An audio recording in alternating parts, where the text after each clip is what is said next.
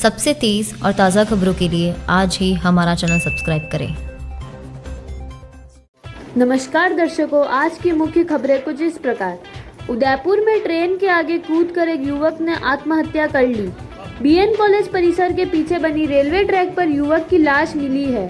सूचना मिलने पर भोपालपुरा थाना पुलिस ने युवक की लाश को मोर्चरी में रखवाया और परिजनों के आने के बाद पोस्टमार्टम कराकर शव परिजनों को सुपुर्द किया। मृतक युवक का नाम नरेश है, जो मूलतः राजसमंद जिले का रहने वाला है और उदयपुर में निजी हॉस्पिटल में नौकरी करता था।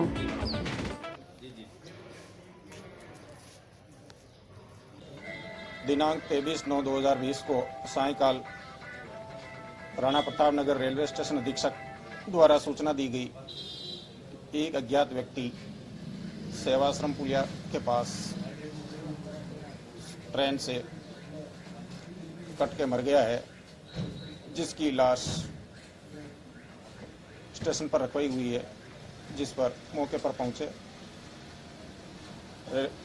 अधीक्षक राणा प्रताप नगर द्वारा लिखित रिपोर्ट पेश की, जिस पर मौके से लाश एवं रिपोर्ट को लेकर मुर्दाघर हॉस्पिटल आए, जहां लाश को नियमानुसार मेडिकल बोर्ड डॉक्टर साहब से जांच कराकर मुर्दाघर में रखवाई गई और परिवारजन उसके मिले दस्तावेज के आधार पर, मोबाइल फोन के आधार पर परिवारजन को सूचना दी गई। परिवारजन भी उपस्थित आए, जिनका आज दिनांक 24/9/2020 को पोस्टमार्टम कराकर मृतक की पहचान नरेश कुमार पिता गोपीलाल सालवी निवासी गजपुरा थाना केलवाड़ा जिला राजसमंद के रूप में हुई है। लाश का पंचायतनामा में पोस्टमार्टम कराकर नियमानुसार लाश अग्रिम क्रियाक्रम हेतु परिवारजन को सुपुर्द की गई है। आगे जैसी भी नियमानुसार कार्रवाई की जाएगी।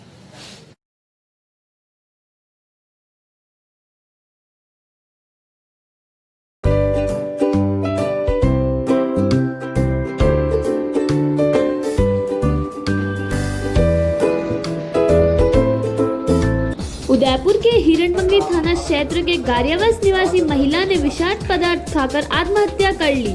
परिजनों का आरोप है कि ससुराल पक्ष की ओर से आए दिन झगड़ा किया जाता था, जिसके दबाव में आकर महिला ने यह कदम उठाया है। दरअसल गारियावास निवासी मृतका बसंती की 2016 में शादी हुई थी। इसके बाद कई बार दोनों पति पत्नी में विवाद भी होता था, जिस वजह से महिला करीब 6 माह तक अपने पीहर में भी रही थी, लेकिन इसके बाद बसंती अपने ससुराल में भी रह रही थी।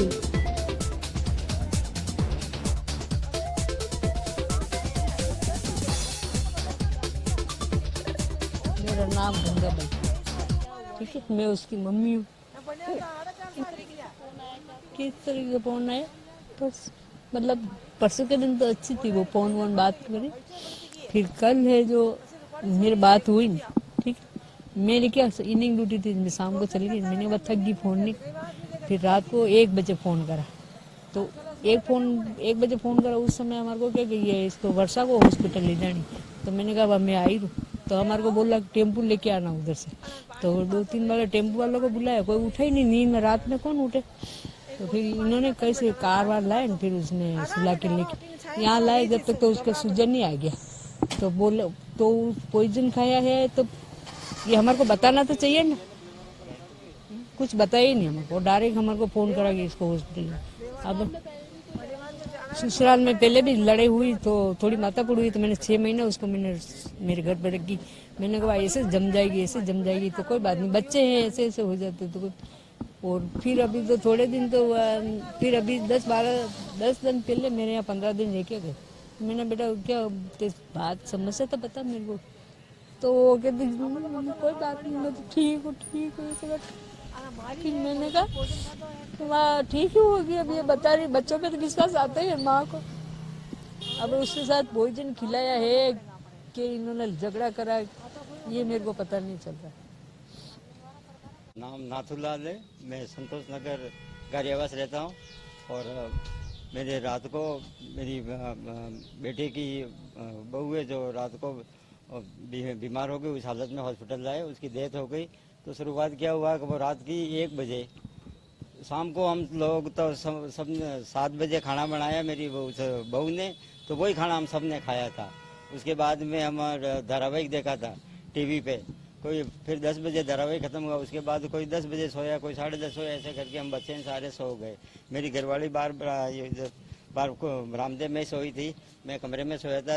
रात की 1 बजे फिर वो कमरे से बाहर आई, बोले मेरा जी घबरा रहा है। मेरी बहू बोले मेरा जी घबरा रहा है, यूं करके टॉयलेट गई, टॉयलेट से जैसे बाहर आई, बाहर आते फिर बोले मेरा माथा दुख रहा है, माथा दुख रहा है, ऐसे करके जोर से चिल्लाई। दूसरे बच्चे भी मेरे ऊपर सो रहा था, वो भी उठ के नीचे आया, आकर क्या हुआ ऐसे करके उसको उल्टी आई। उल्टी आते ही एकदम वो सो गई। फिर उसके बाद में पास में गया, मैं हाथ लगा क्या हुआ, छोरे को टेम्पो बुलाओ यूँ करके। फिर पास में कंप्यूटर साहब थे, उनको भी फ़ोन करके बुलाया, कंप्यूटर साहब ने भी बुलाया, इनको फटाफट हॉस्पिटल ले जाओ। उन्होंने भी देख करके गए। फिर टेम्पो वाले को बुलाया था, टेम्पो वाले फ़ोन किया, वो नहीं आया। फिर 4 व्हीलर गाड़ी बुलाई। पत्नी दोनों साथ में थे, अलग-अलग? दोनों साथ में थे। अब बच्चे से आपने कुछ पूछा क्या मामला हुआ था? नहीं, कुछ नहीं बोला। उन्होंने बोला हम आराम से टीवी देख करके फिर सोए हैं, कोई रात को कोई मैटर नहीं, कुछ भी नहीं, आराम से राजी खुशी। हमने बहू ने खाना बनाया, हम लोगों ने फिर के बोले पापा खाना खा लो, आपका व्रत है, ऐसे करके मैंने खाना खाया। मिसेज ने दोनों बैठ। पक्ष का ये कहना है कि पहले भी अनबन रही हुई और 6 महीने बच्ची आ रही। ये पक्ष कह रहे हैं कि पहले भी अनबन होती रहती थी। नहीं, ऐसी कोई मेरे घर पे कोई खास बात नहीं है। पूरी सब आज़ादी दे रखी थी उसको, किसी खाने पीने में, किसी चीज़ में, पहनने में, जो होता हम लोग सारे मिलके खाते, एक जगह खाते। ऐसा कोई किसी के दूध भ्रांत कुछ नहीं था।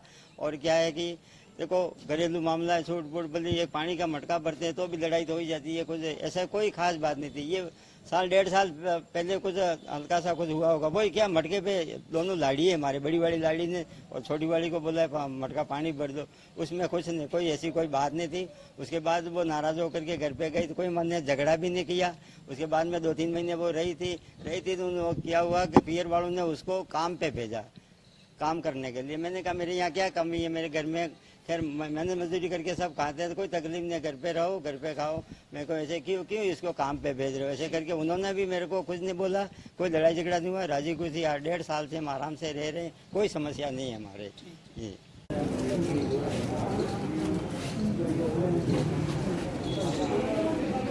वहीं जब बसंती के ससुराल पक्ष के बात की गई तो वहीं उन्होंने बताया कि परिवार के सदस्यों ने साथ मिलकर खाना खाया था, लेकिन इसके बाद आधी रात को बसंती अपने कमरे से बाहर आई और उल्टी करने लग गई और सर दर्द होना बताया। इसके बाद जब उसे हॉस्पिटल लाया गया तो उसकी मौत हो गई।